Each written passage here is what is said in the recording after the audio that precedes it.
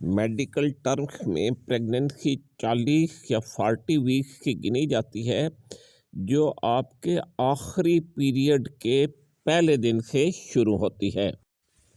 Actual pregnancy आपके period के तकरीबन मिडल में शुरू होती है। यानी ये दिलचस्प बात ये है कि आप पहले 2 हफ्ते में बिल्कुल कतअन प्रेग्नेंट नहीं होती, लेकिन मेडिकल टर्म्स में उस पीरियड को भी प्रेगनेंसी में गिना जाता है। असल में बेबी आपके पेट में 40 वीक्स नहीं रहता, बल्कि तकरीबन 38 वीक्स तक रहता है। एक्सपेक्टेड डेट ऑफ डिलीवरी भी एक एस्टीमेट होता है। ज़रूरी नहीं कि बच्चा उसी दिन पैदा हो जो आपकी ड्यू डेट है। ड्यू डेट्स निकालने के 2-3 फार्मूले हैं जो आपने भी पढ़े होंगे, लेकिन सबसे आसान तरीका ये है कि आप अगर ये वीडियो देख रहे हैं तो जाहिर है कि आप इंटरनेट इस्तेमाल कर रहे हैं।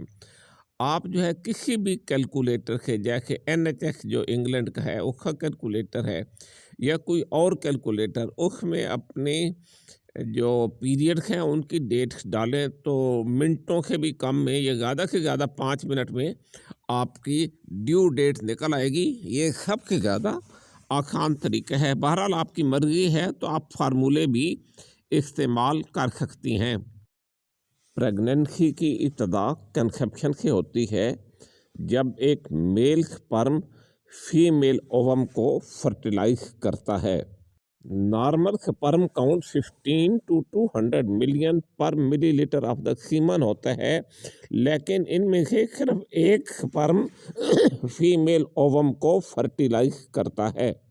कंसेप्शन कैसी होती है, इसी तस्वीर को 3 अक्षों में तकसीम करके और बड़ा करके दिखाया जाएगा। इस तस्वीर को इंटेंशनली वर्टिकल किया गया है। अगर आप इसे वर्टिकल पोजीशन में पढ़ेंगी तो आसानी होगी।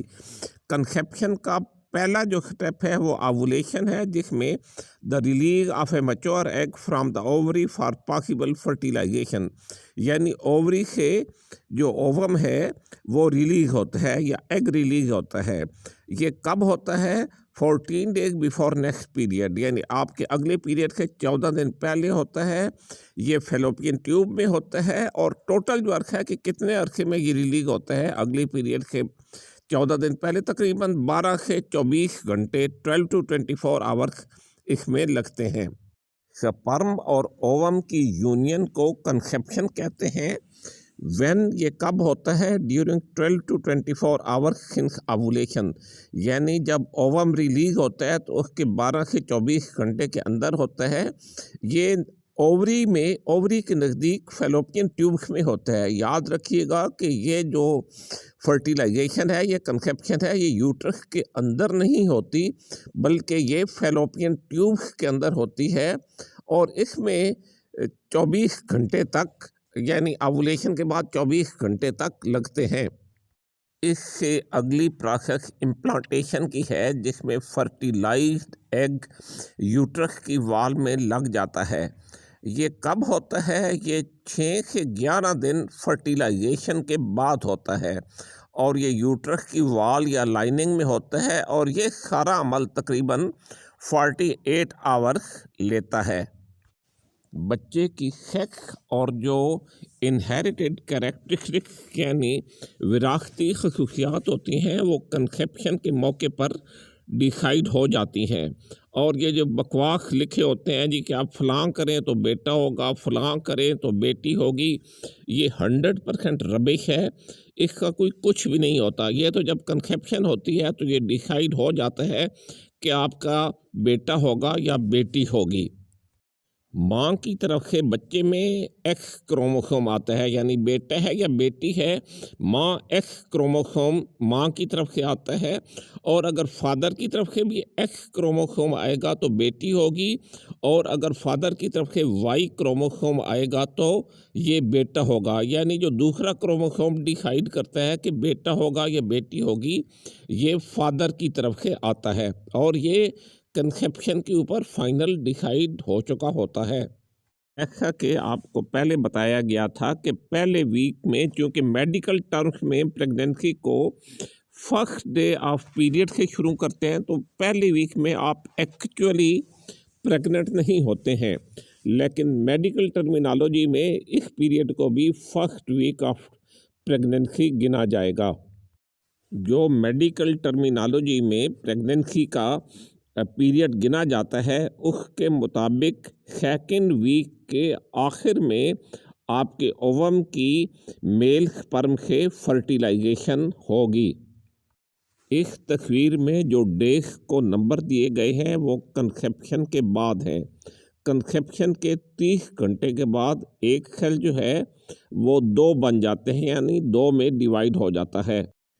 कंसेप्शन के 3 दिन के बाद ये सेल 16 सेल्स में डिवाइड हो जाते हैं और इसे ज़ाइगोट बोलते हैं।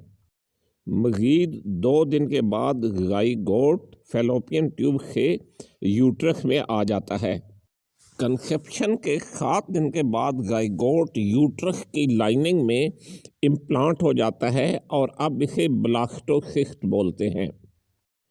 पिछले वाली तस्वीर को 2 हिस्सों में डिवाइड करके और बड़ा करके दिखाया गया है ताकि जो पहले बताया गया है वो आपको समझने में मदद हो। चौथे वीक में आपके बेबी का साइज इतना होता है जैसे कि एक पॉपी का सीड होता है। एक बहुत ही अहम बात जो ख़ासकर मर्द हजरात के लिए है कि आपकी शादी होती है और आपकी फ़ौरन जो है वो प्रेगनेंसी हो जाती है। आप 2 हफ्ते के बाद अपने गायनेकोलॉजिस्ट के पास जाते हैं तो वो आपको कहते हैं कि ये 4 वीक की प्रेगनेंसी है, तो फॉर गॉड के इसमें किसी परेशानी की बात नहीं है, क्योंकि डॉक्टर साहिबान जो प्रेगनेंसी है वो लास्ट मेंस्ट्रुअल पीरियड से गिनेंगे, तो उस हिसाब से ये 4 वीक की प्रेगनेंसी ही होगी।